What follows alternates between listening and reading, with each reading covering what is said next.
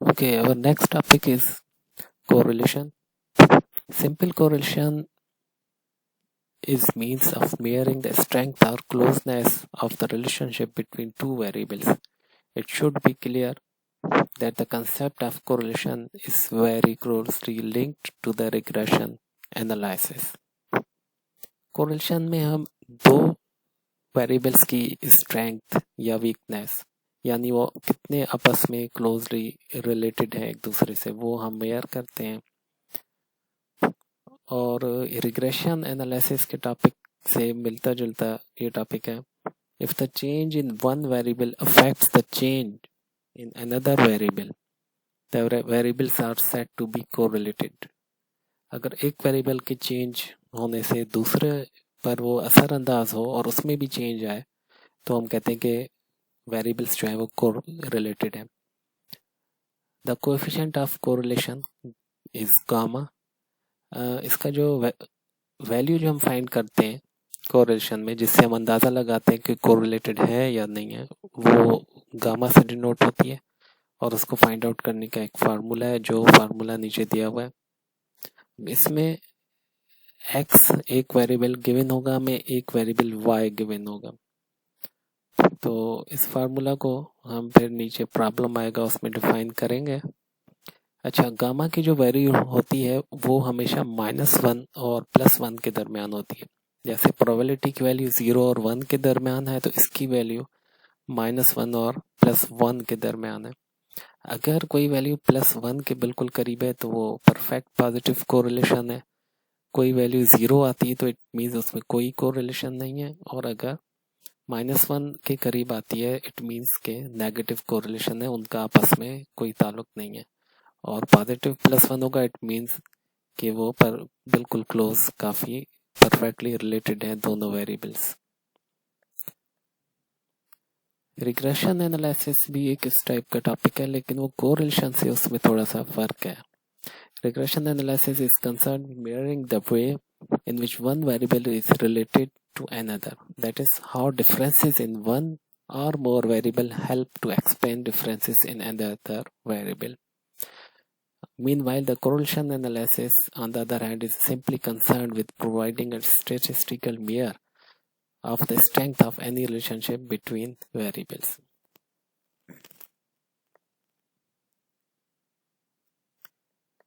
So we straight go to the example. We have to calculate the coefficient of correlation, means we have to calculate the value of gamma in the given data. x और y की value given है. x 1 2 3 4 5 और y है 2 5 3 8 7.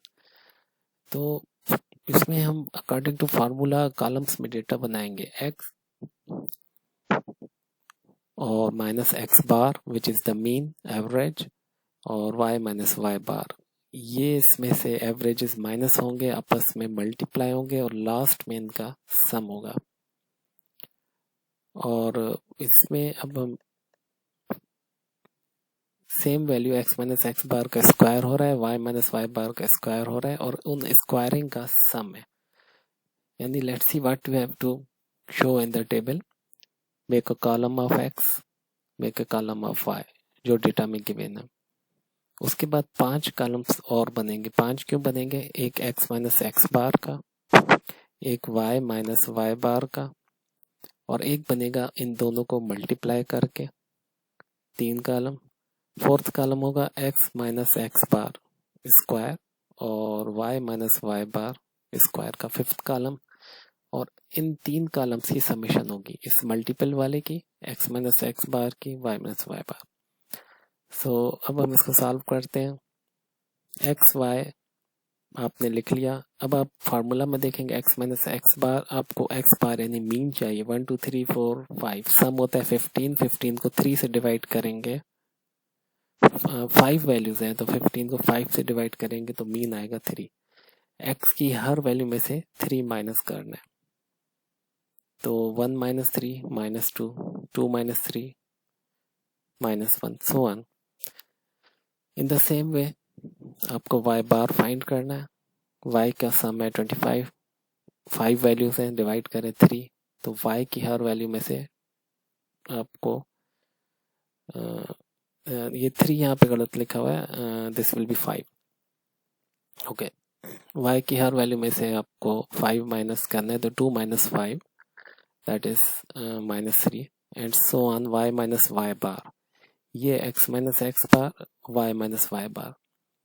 अब x minus x बार और y minus y बार formula में किए हुए मल्टीप्लाई, इट मीन्स ये -2 इस -3 को मल्टीप्लाई करेगा, आंसर आएगा 6।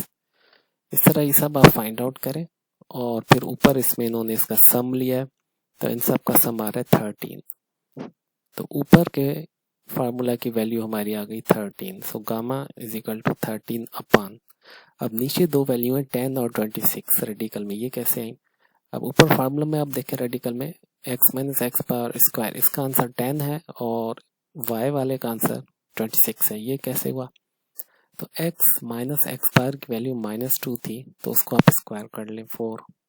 नेक्स्ट वैल्यू -1 थी 1, ये स्क्वायरिंग होगी और उन सब का सम आ रहा है नीचे 10। तो ये 10 है जो फर्स्ट का आंसर है, x minus x power. y minus y bar का था -3, इसकी स्क्वायरिंग करनी है, सबको पहले स्क्वायर करना है और फिर सम अप करना है लास्ट में, तो ये आएगा 26।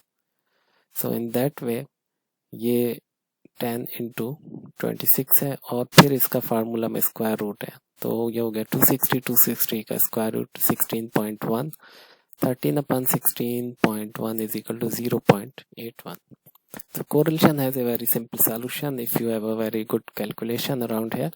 You don't mix it up here, so you can easily get your results. और अब आपको ये देखना है कि 0.81 ये क्या इंटरप्रेट कर रहा है, कि पॉजिटिव कोरिलेशनशिप है, नेगेटिव है। So these are some scattered diagrams of correlation. Scatter diagrams showing various degrees of linear correlation for the observed data. अब अगर +1 कोरिलेशन है तो वो इस तरह की परफेक्ट पॉजिटिव कोरिलेशन है। हमारी कोरिलेशन आ रही है 0.81 जो कि काफ़ी इसके करीब है, तो हमारा जो 0.81 का आंसर था वो पॉजिटिव कोरिलेशनशिप में था। अगर -1 होगी तो वो डेटा कुछ इस किस्म का होगा, graphically that will be perfect negative correlation. 0.83 अब ये स्ट्रांग पॉजिटिव कोरिलेशन है, प्लस 0.83 मीन्स इसकी स्लोप तो इस तरह की, लेकिन डेटा थोड़ा बहुत आगे पीछे स्कैटर्ड होगा।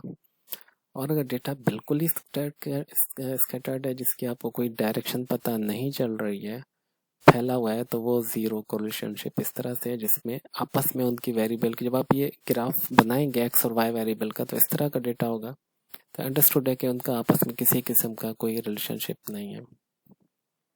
Relationship means if one value is increasing other one is also increasing. और लास्ट पे माइनस का 0.4, तो ये वीक नेगेटिव कोरिलेशनशिप है क्योंकि इसकी स्लोप इस तरह से है और scattered है, that is a weak negative correlationship. So this was the topic of correlation. This is also can be understood here. Gamma square की कुछ वैल्यूज हैं, ये कुछ रियल डेटा है जिसके सॉल्यूशन है, ये आप देख सकते हैं। वेरी 0.991 कितना क्लोज है, and this is making when you make a straight line, तो ये इस स्ट्रेट लाइन के करीब है डेटा। अब 0.90 वैल्यू थोड़ी डिक्रीज हो रही है, तो डेटा स्ट्रेट लाइन से थोड़ा दूर होता जा रहा है। 0.82 और स्कैटर्ड हो गया, 0.49 और स्कैटर्ड हो गया, 0.05 बिल्कुल डेटा स्कैटर्ड है, 0.05 this is very much close to 0, तो इसमें आपको किसी किस्म की रिलेशनशिप नजर नहीं आ रही। So these are some scattered diagrams showing the various degrees of linear relationship of coefficient of determination.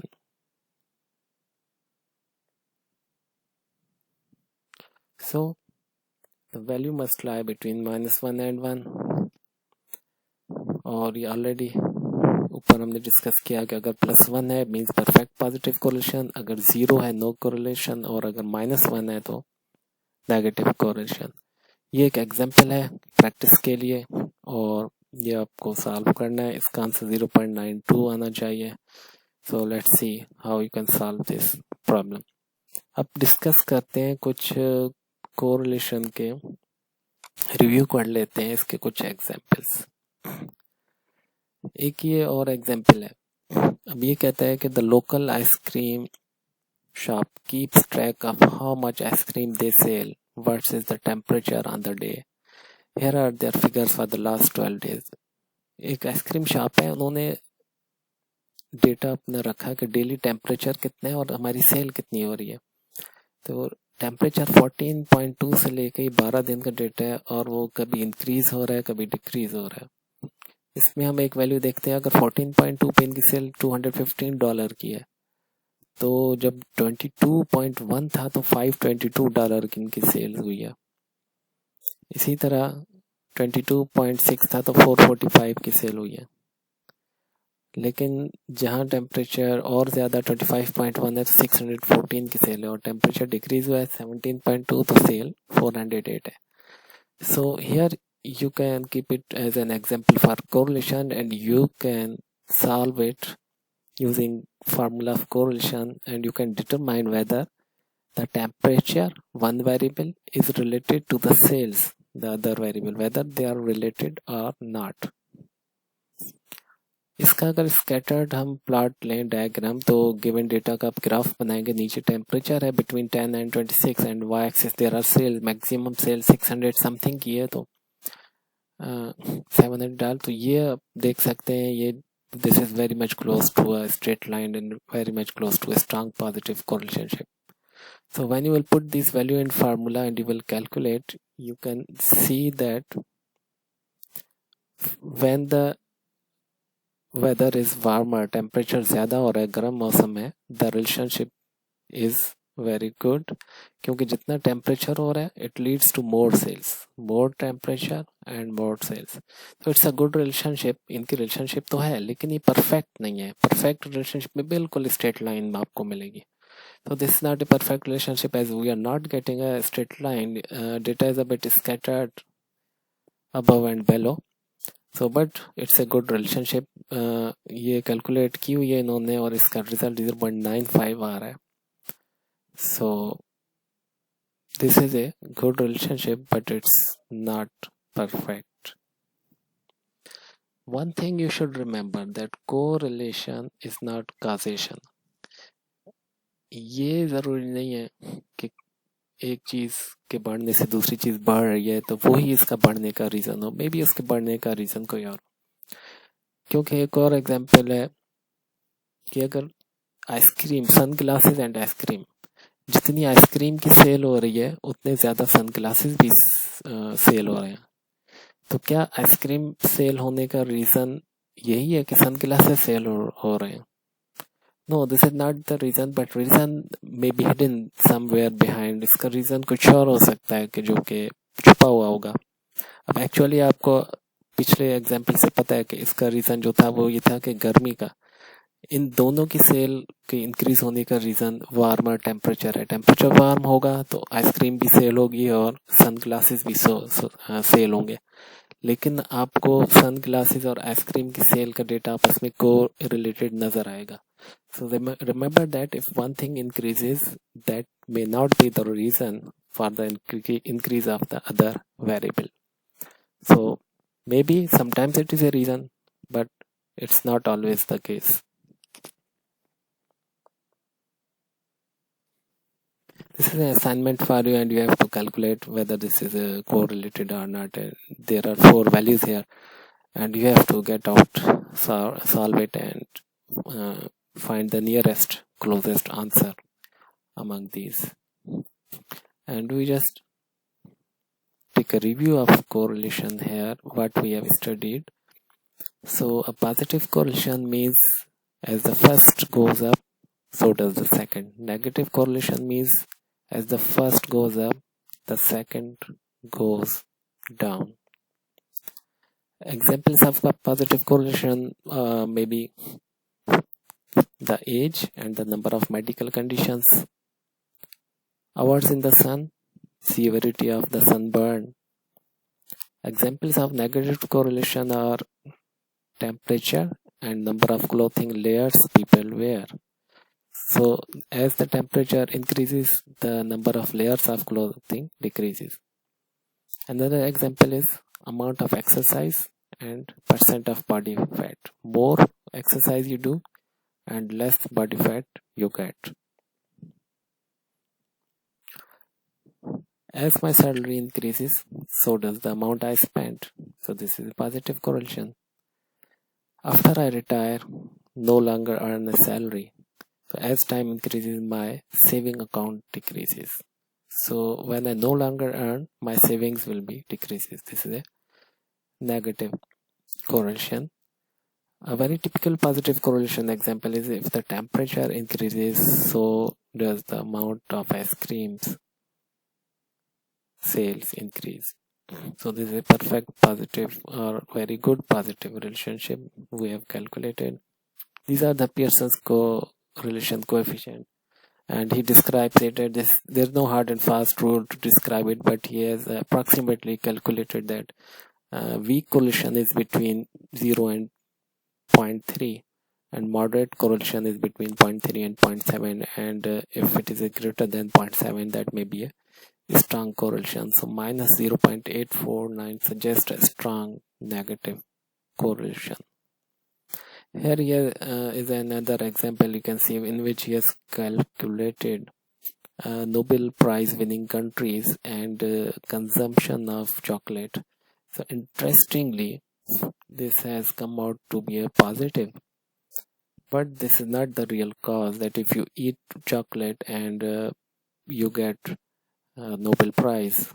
So there may be some hidden data behind which may be the reason, but uh, here it is a straight line, but it is scattered here above and below, and it has been disturbed. So it is though correlated, but it's not a good correlation. Its result is 0.791. It means that data is correlated, but it's not a normal correlation, but may not be a perfect correlation. So these are some graphs here of perfect positive correlation. This is like that, and when it is dispersed a bit, we have high positive correlation. This is still positive here, and then it spreads around. There is no correlation, and it's low negative correlation, and slope is changing backward, so that's a high negative correlation, and it's a perfect negative correlation.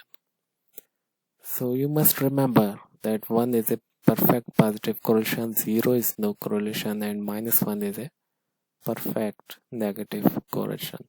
So that was all about correlation topic, and hope you understand it, and our next topic will be of the regression.